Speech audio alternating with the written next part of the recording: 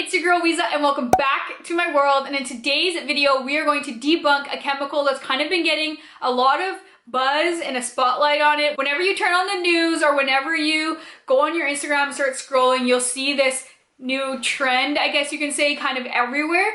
And I really just wanted to debunk and kind of give you the science behind this wonderful, beautiful chemical. This chemical is called bleach. So today we're going to debunk bleach and we're going to talk about what is bleach, how does it work, how does it both disinfect and whiten my clothes and surfaces, and just everything that you may have been wondering or may not have been wondering about bleach. Hopefully I can answer it today. And then make sure you stick around to the end where I actually DIY bleach dye, bleach tie dye, bleach acid wash, whatever you call this technique, I don't know, on my own clothes. So I do a couple of t-shirts and I do a crew neck, and the results are actually pretty cool because I use different color garments to see kind of what color the bleach would strip it. So this is one of the garments that I actually made here, and you can see the black stripped it to this really cool orange color, and I really love the pattern that it came out. So if you're interested in learning a little bit more about bleach, how it works, and just debunking it with me, make sure you stick around, as well as don't forget to hit the like button if you like these kind of debunk videos, as well as don't forget to hit that subscribe button so you don't miss out on any future videos from Weeza's World. Beauty, lifestyle, more debunk videos. We'd love to have you. Okay, great. Let's just go on with it and debunk bleach.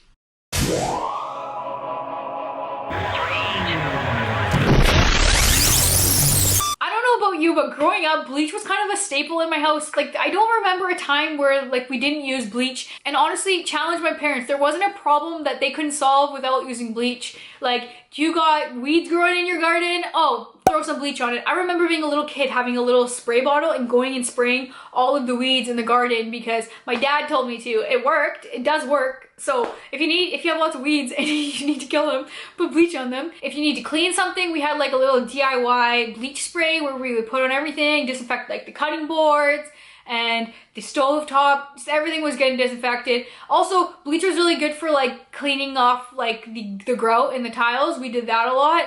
What else do we use bleach for? We use bleach to sanitize like our toys and all that kind of stuff. I remember that too. What else did we use bleach for? Oh my gosh, like my socks. Like having white socks as a kid is just a disaster. Not for my mom. They were like glow in the dark. That's how bright they were. The bleach concentration that happened in this house was just ridiculous. Like, how do you get your socks so white? Oh, my mom and her bleach. You know, like when you're a kid and you have like colorful t-shirts, I have like prints and stuff on it. So like I'll have like red shirts and blue shirts, but you get like stains on them. So the only way to get them out is apparently to bleach them, according to my mother. So she would just put loads and loads of bleach on it, and then the red would come out like pink. And then I'd be like, Mom, what happened to my red shirt? Oh, it's pink now. Like, okay, cool. Like, how am I gonna explain this going to school? But yeah, my mom likes bleach, so my shirt's pink now. So, but you know, like, that was just what ended up happening. I don't know why. I would actually love to know if everyone's family was like this. Was it just like an Italian thing? I don't know. But growing up with bleach, it was just a staple in our house. We had it everywhere. Like I said, challenge my parents. There's nothing that you can't solve with bleach. They're just like obsessed with it. Nonetheless, bleach is great. So that's my story.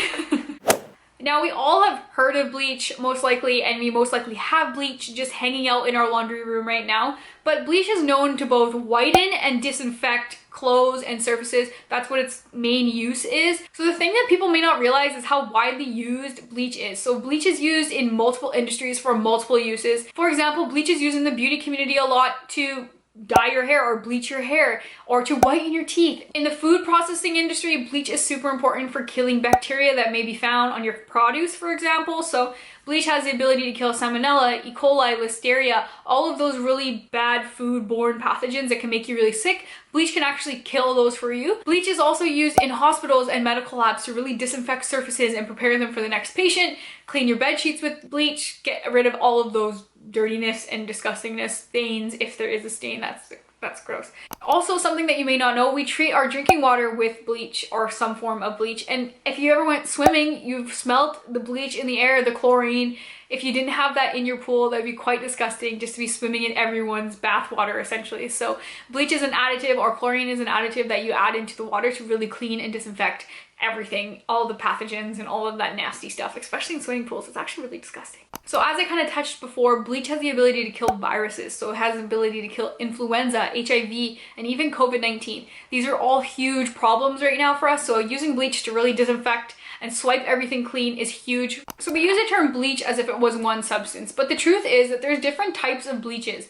So today in this video, I'm going to be talking mostly about just liquid bleach, chlorine bleach, household bleach, whatever you want to call it, bleach that you find in your laundry detergent aisle at your grocery store. So this bleach is a water-based product that contains a chemical called sodium hypochlorite. The other types of bleaches are things like oxygen bleach and powder bleach, which work similarly to sodium hypochlorite. And the main differences between all of these bleaches are the active ingredients inside them and the purposes that they can be used for. An example of a bleach that isn't sodium hypochlorite is hydrogen peroxide. It is used in the cosmetics industry to whiten your teeth. We've probably heard about that, but it's also used in color safe bleaches to remove stains on colored clothes. So if you have clothes that were colored and you got a stain on them, you couldn't use this guy here because, hi, look at my shirt, this is what's gonna happen to you. So you need something called a color safe bleach, which will actually remove that stain and just brighten everything up for you. So depending on your goal and your outcome of what you want to achieve with bleach, you need to kind of cater the right substance to it accordingly, which makes sense. So bleach is called an oxidizing agent, and what that means is it undergoes a chemical reaction called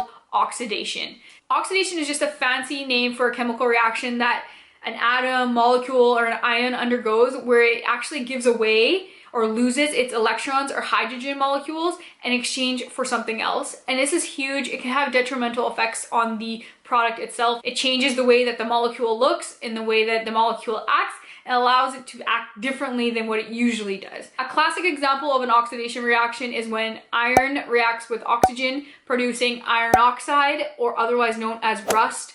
Anyone who kind of had a car and got a scratch on it, you know that if you leave that out too much, it actually forms a brown rust layer. That is oxidation. So what ended up happening here is that the iron actually lost its hydrogens or its electrons and replaced it with the outside oxygen, allowing it to form rust. So in the science world, we would say iron oxidized into rust. So the same process occurs with bleach. So bleach, or sodium hypochlorite, is a very powerful oxidizing agent, and what that means, it undergoes an oxidation reaction. So it actually gives away oxygen molecules to disrupt bonds and chemical bonds of other things like fabrics and dyes and color to create a colorless effect on them. So those oxygen molecules actually penetrate and break up the bonds and disrupt them so badly that no color is left on them. The same idea is used when bleach is used to kill bacteria and germs. Those oxygen molecules go in, penetrate, and kill the bacteria, germs, viruses on contact. So if you've ever spilled bleach on dark clothing, you know what happens. Pretty much this happens. So the color gets stripped immediately. So like I mentioned, those oxygen molecules are going in and just disrupting those chemical bonds and just stripping the color from the dyes and anything that it can pretty much do, and just disrupt everything and kill it. You'll see in the DIY how powerful and how strong of an oxidizer bleach is. It literally pretty much on contact within minutes took the color away from the clothes. You don't need to leave them long at all. I left them 5-10 minutes and I was able to achieve this result. In order to truly understand how bleach works to strip dyes from clothes and remove stains, we need to understand how colors and light works. As you may recall, light is both a particle and a wave and can be referred to as something called a photon. Photons travel in waves that have a particular length, and not all lengths are the same. All lengths vary depending on the type of light, but it's also super important to note that not all wavelengths are actually visible by the human eye. We have a whole bunch of different types of light and how we see them. So it's called the electromagnetic spectrum. So this looks really confusing right now. I know, don't get freaked out. We're just gonna talk about the rainbow portion because that is the visible portion that you can physically see with your eyes. Only the light that falls between the visible spectrum portion of this electromagnetic spectrum is things that we can see with our eyes. So any wavelength between 380 nanometers to 750 nanometers can be seen with the human eye. So anything outside the visible spectrum is either too short or too long for us to see. Things like UV light, things like X-rays, we cannot physically see these with the human eye, therefore it shows up colorless to our eyes. The visible spectrum contains colors called RGB. So RGB is something that you probably learned when you were in elementary school and you were like, hey, that's a rainbow. No, that is a color that your naked eye can physically see. So RGB is red, orange, yellow, green, blue, indigo, violet. I think I got them all. RGB. If I didn't, that's embarrassing. And each one has a corresponding wavelength. So every color will have a distinct wavelength associated with it. When you see that wavelength, your eye takes it as that particular color. So okay, Weeza, we see RGB, but what happens when I want to see things like pink or teal or purple? So in order for our eyes to physically see those colors, we need to have a mixture of multiple wavelengths to make that color. So if we want to see pink, we need to see some red wavelengths mixed in with some lighter wavelengths, and that's what your eye perceives as pink. So multiple wavelengths create unsaturated colors like pink, purple, teal. So for example, the light from a wavelength of say 475 nanometers is going to go to your eye and you're going to perceive it as the color blue. Say if you got like a ketchup stain on your shirt, it's a red stain, right? You're gonna look down, your eye's gonna perceive it as a wavelength of 650 nanometers and you're gonna see, boom, red. So let's take this a step further. Let's say that you're at a dinner party, barbecue, something, and you have this beautiful white shirt on and you went to go drink some wine, some red wine, and boom, you got some on your shirt. So now you have a red wine stain on your brand new white t-shirt. So we know through the visible spectrum, if we look at it, we see that red light is anywhere between 700 to 635 nanometers.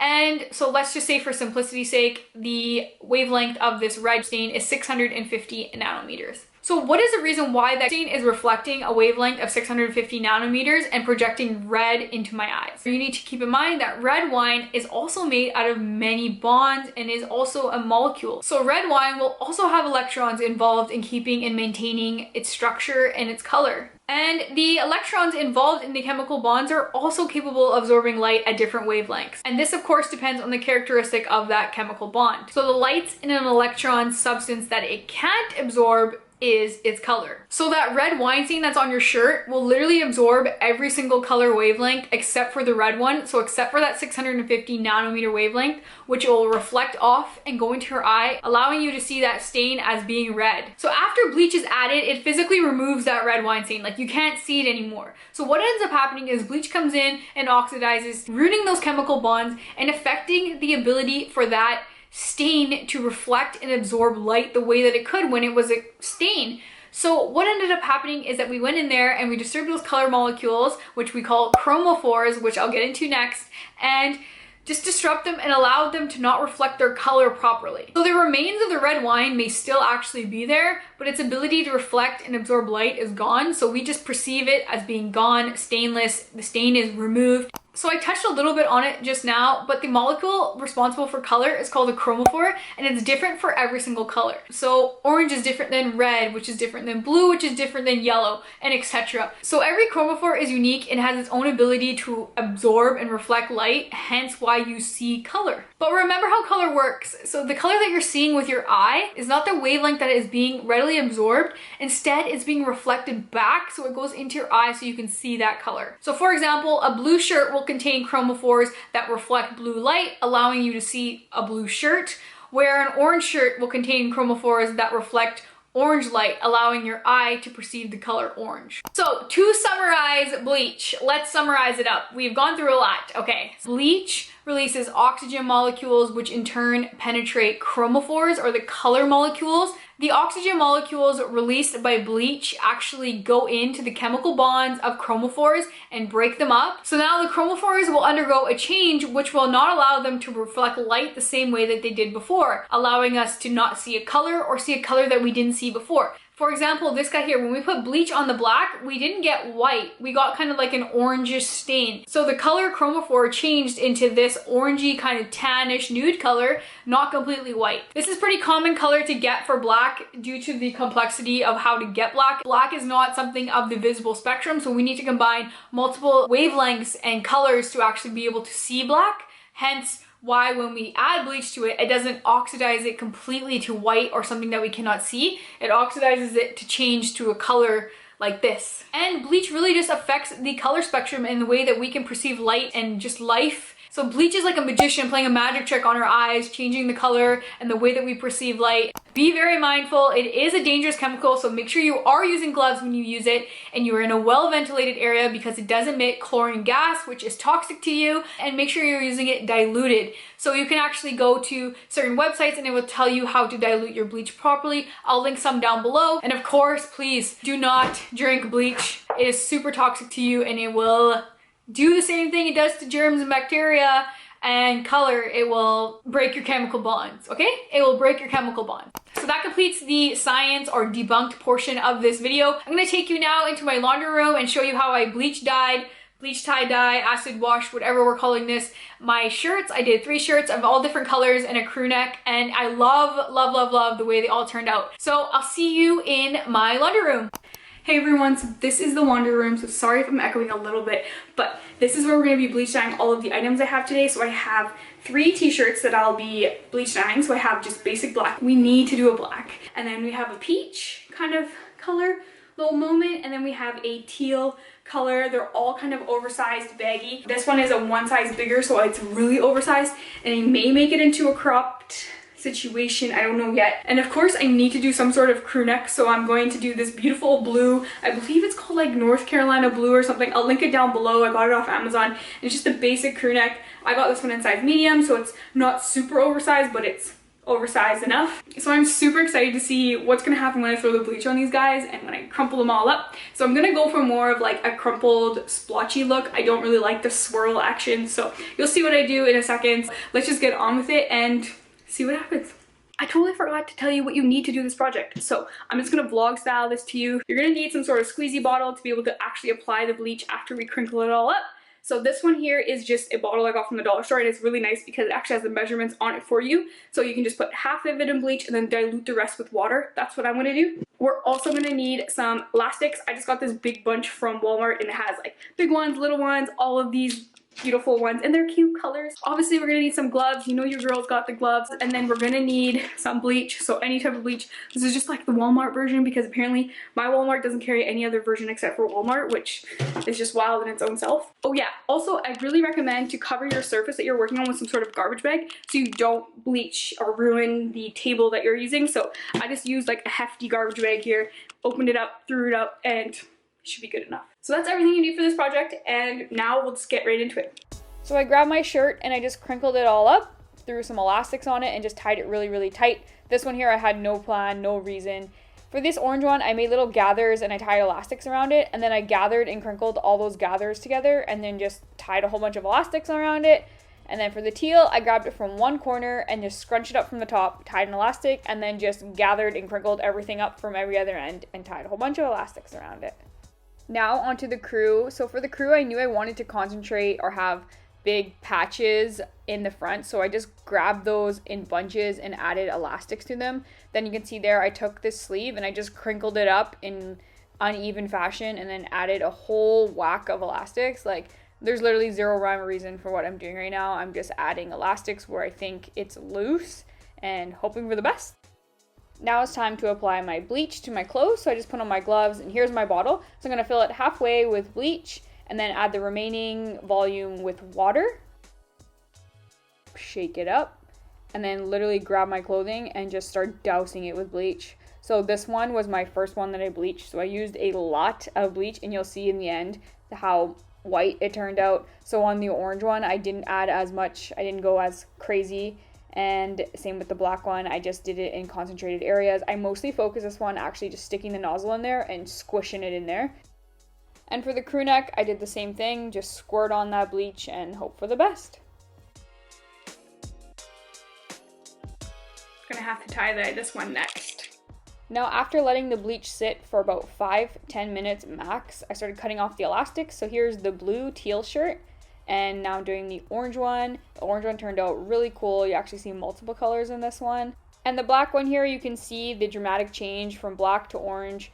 I just love this one. It's my favorite one. Now the crew neck as well, I just started cutting off those elastics, and you'll see here, that's what it looks like. After cutting off all the elastics, I rinsed each one individually in its own water. Then I ended up leaving each one in buckets overnight so they can just really soak and take out all that bleach. because the bleach was really strong. So here's the buckets. And then the next morning, I just threw them all in the washing machine. And here's what I got. Thanks so much for hanging out with me. I'll catch you on my next one.